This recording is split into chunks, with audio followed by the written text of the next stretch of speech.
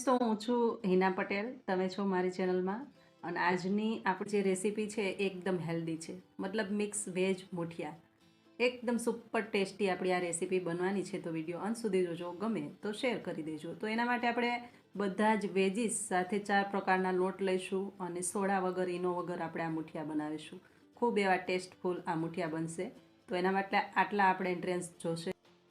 હવે એક બાઉલની અંદર આપણે આ રીતે કોબીજ લઈશું અને એને એકદમ બારીક કટ કરેલી છે. એવી જ રીતે ગાજર, એને પણ ખમણી લીધેલું છે. અને ફૂલકોબી છે, એને પણ મેં ખમણેલી છે. એવી જ રીતે બીટ છે, એને પણ આપણે ખમણીને લીધેલું છે. મતલબ સેમ ક્વોન્ટિટીમાં બધા ઇન્ગ્રેડિયન્ટ્સ લઈશું. એવી રીતે આ પાલક છે, એને પણ આ રીતે કટ કરેલી છે એકદમ બારીક. અને એવી જ રીતે મેથી છે, એ પણ લઈશું. આ રીતે એકદમ ઝીણી સમારીને લીધી છે. ત્યાર પછી એક કેપ્સિકમને આ રીતે એકદમ બારીક કટ કરેલું છે, એ પણ લઈ લઈશું. ને સાથે ધાણા લીલા લઈશું. એકદમ ફ્રેશ, બધા વેજીસ એકદમ ફ્રેશ લેવાના છે. અહીંયા 3 નંગ મરચી જે સ્પાઇસી આવે છે એને કટ કરીને લીધેલી છે. ઘઉંનો લોટ 1/4 કપ, જુવારનો લોટ 1/4 કપ, બેસન એ પણ 1/4 કપ,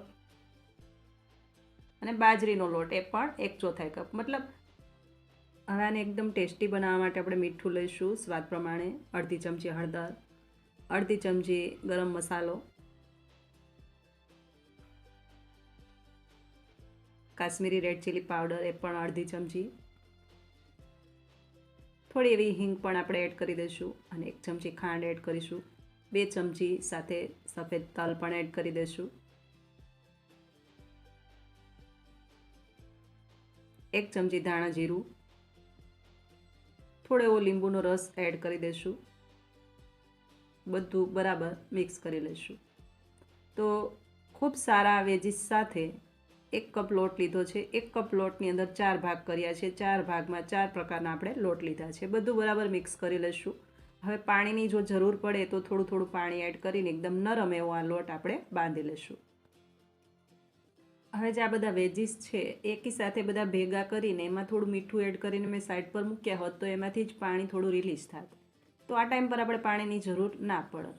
પણ મેં આ બધા વેજીસ સાથે જ બધા મસાલા કર્યા છે, એટલા માટે થોડું એવું આપણે પાણી જોશે. તો જેમ જોઈએ એમ થોડું થોડું પાણી એડ કરી અને એકદમ નરમ એવો આનો લોટ આપણે બાંધી લઈશું. અને આમાં સોડા કે ઈનોનો આપણે બિલકુલ ઉપયોગ નહીં કરીને એકદમ ટેસ્ટફુલ જાળીદાર મુઠિયા બનાવી લઈશું. હવે આ લોટ છે એ તૈયાર છે. અને સાથે આ રીતે કોઈ પ્લેટ લઈશું, મતલબ જેમાં તમે મુઠિયાને સ્ટીમ કરવા માંગતા હોય એવી પ્લેટ લેવાની છે. અને એને આપણે ઓઇલ વડે ગ્રીસ કરી લઈશું. સાથે આ રીતે એકદમ નાના નાના આપણે મુઠિયા બનાવી લઈશું. તો આ રીતે હાથમાં થોડું એવું પ્રેસ કરશો મુઠ્ઠીમાં એટલે એકદમ સરસ શેપમાં મુઠ્ઠીઓ આવી જશે. એવી જ રીતે આપણે બધા મુઠિયા તૈયાર કરી લઈશું. અને હા, આમાં જે મેં લોટ લીધો છે, મતલબ ઘઉંનો જે લોટ લીધો છે એ મેં ઝીણો લીધો છે. હવે જો તમારી પાસે જાડો લોટ હોય તો જાડો લેવાનો, અને ઝીણો હોય તો પણ ચાલે. અને જુવારનો જે લોટ લીધો છે એ મેં જાડો લીધો છે. તો જુવાર, બાજરી, ચણા અને ઘઉંનો લોટ અહીંયા એડ કર્યો છે. તો ખૂબ ટેસ્ટી અને બધા જ વેજીસ પણ અંદર છે, તો એકદમ હેલ્ધી એવા મુઠિયા બને છે. અને ટેસ્ટ એકદમ સુપર ટેસ્ટ હોય છે. તો આ રીતે આપણે પહેલાં તો બધા મુઠિયા હાથ વડે બાંધી લઈશું અને આ પ્લેટની અંદર મૂકી દઈશું. ત્યાર પછી ઢોકળીઓ મૂકી દઈશું અને ફ્લેમ ફૂલ રાખીશું. ફૂલ ફ્લેમે આપણે 2 ગ્લાસ પાણી એડ કરી, એક લીંબુની સ્લાઇસ નીચે એડ કરી છે. અને આ રીતે આ પ્લેટને લગાવી દઈશું અને પાછું ઢાંકણ બંધ કરી અને આને 15 મિનિટ માટે ફૂલ ફ્લેમ આપણે સ્ટીમ કરી લઈશું. તો ખૂબ જ ટેસ્ટફુલ મુઠિયા બનીને તૈયાર છે. જોઈ શકો છો એકદમ ફૂલીને દડા જેવા થયા છે.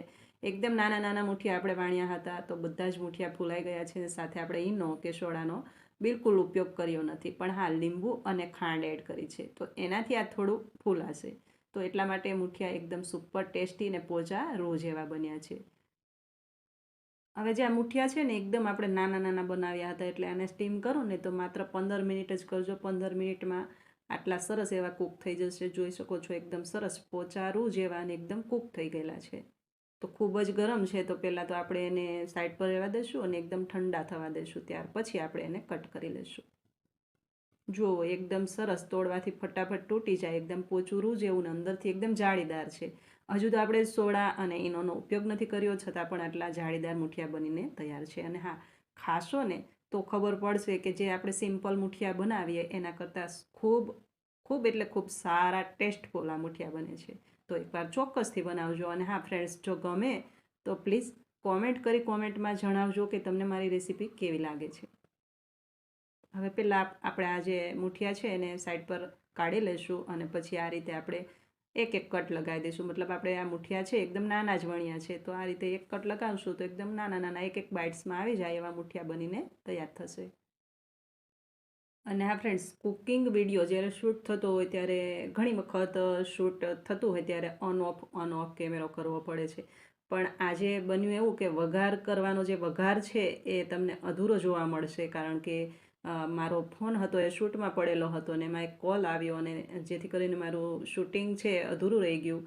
મતલબ શૂટિંગ ઓફ થઈ ગયું અને મને બિલકુલ ખબર નહોતી કે શૂટિંગ ઓફ છે. કોલ તો મેં ડિસ્કનેક્ટ કર્યો હતો, છતાં પણ મારું શૂટિંગ છે એ ઓફ થઈ ગયું. તો અહીંયા તેલ ગરમ કર્યું છે, રાઈ, જીરું, મરચાં અને 2 ચમચી તલનો આપણે વઘાર કર્યો છે. બરાબર તતડે પછી આપણે આ મુઠિયા એડ કર્યા હતા અને હવે તૈયાર છે આપણા સુપર ટેસ્ટી મુઠિયા. તો ગમે તો શેર કરી દેજો અને હા, ચેનલ પર નવા હોય તો પહેલાં તો સબસ્ક્રાઈબ કરી લેજો. તો હવે આપણે સર્વ કરી લઈશું. ફરી પાછા આપણે મળતા રહીશું આવી જ અવનવી રેસીપી સાથે. ત્યાં સુધી આવજો. Thank you for watching.